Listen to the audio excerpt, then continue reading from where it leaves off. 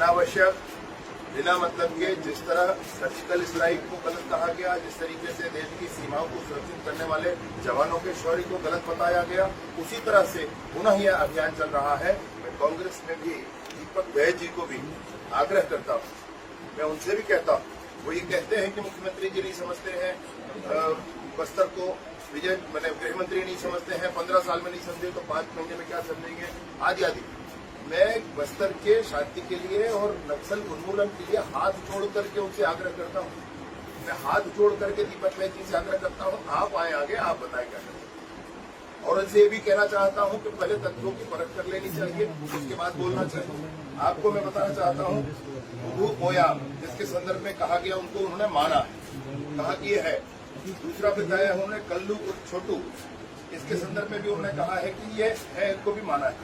अन्य नामों के संदर्भ में मैं आपको बताना चाह रहा हूँ, थोड़ा ध्यान से और गंभीरता से मेरी बात को देखिएगा भैया। एक है लकी कुंजा, जिसके संदर्भ में कहा गया, भाई बाकी अन्य नामों को कहा गया उनके द्वारा कि ये लोग नहीं है, ये नहीं है, वो नहीं है। सन 2022 में 302 का मामला दर्ज है। भाजपा की सरकार नहीं थी भैया, कांग्रेस की सरकार, उनकी अपनी सरकार, वही सांसद थे वहां सन 2022 में। अभी 24 चल रहा है, 2023 में 307 का प्रकरण उनके खिलाफ पंजीबद्ध है। छोटू उर्सा, मैंने उर्सा छोटू जो इसमें लिखा हुआ है, 2022 में 307 लगा है उसके ऊपर, UAPA लगा है उसके ऊपर, 2022। अभी वो सामान्य हो गए, क्या कोर्ट से छूट गए हैं? क्या उनकी जानकारी में है? क्या दीपक बैज जी की जानकारी में है? क्या उन सबकी जानकारी में है कि छूट गए हैं, निर्दोष साबित किए जा चुके हैं? ये उनके खिलाफ लगे आरोप है, उनके खिलाफ FIR है भाई 2022 के। और आपको कुछ मेरे पास जानकारी है, वो भी आपको बता दे रहा हूं। एक है चेतू कुंजा, 2021 में 307, 21 में 307 लगाए, 2023 में 307 लगाए, 2024 जनवरी 2024, अभी मई की बात नहीं कह रहा हूं मैं, जनवरी 2024 में 302 लगा है और कुल 7 प्रकरण उनके खिलाफ। ऐसे ही सन्नू अवलम, इनके खिलाफ भी, इसके खिलाफ भी 6 प्रकरण है, जिसमें 2022 में 302, 2023 में 307 के 2 प्रकरण, 2024 अप्रैल महीने में इनके ऊपर 302 लगा, इसके ऊपर कुल मिलाकर 6 प्रकरण है। ये कोई और सुनीता पूजा हमेशा है, इसमें 22 में 302 है, कुल मिलाकर 6 प्रकरण है, 2023 में 307 है। और जोगा बारसे, कुल मिलाकर इनके खिलाफ 6 प्रकरण है, 2022 में अपहरण का प्रकरण है। ऐसे बहुत सारे विषय, तथ्यों की जांच होनी चाहिए भाई, ऐसे नहीं बोला जाता है। आप राजनीतिक पार्टी के मुखिया हैं, आप प्रमुख हैं, आपकी बातों पर लोगों को विश्वास होता है। मैं बार बार निवेदन करता हूं, नक्सली उन्मूलन की दिशा में बस्तर बढ़ चुका है। बस्तर से जो फीडबैक आ रहे हैं, मैं कभी आपके सामने उसको भी रखूंगा। उसमें लोग चाहते हैं कि अब ये समाप्त होना चाहिए। लोग चाहते हैं कि हमको भय से रात में सोना नहीं है, हमको इत्मीनान से सोना है।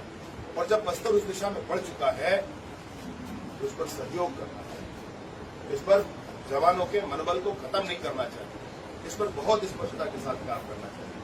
बस्तर जब आगे बढ़ चुका है तो दीपक बैज जी, मुख्यमंत्री जी भी नहीं समझ रहे हैं, उनके हिसाब से कोई नहीं समझ रहा, वो ही समझ रहे हैं।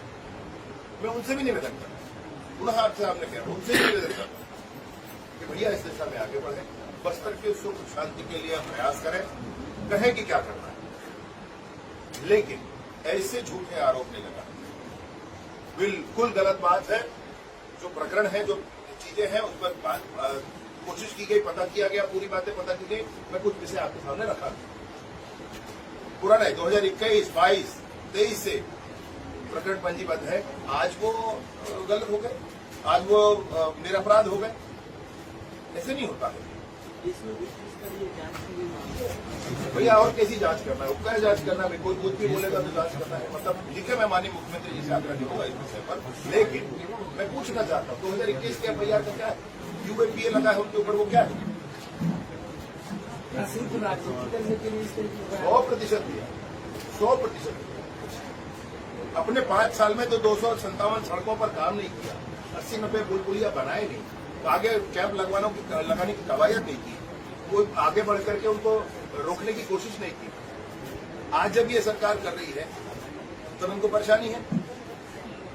आज वो कह रहे हैं अपने प्रेस कॉन्फ्रेंस में कि 29 जो मारे गए उनके बारे में हमने कुछ नहीं कहा। कैसे नहीं कहा?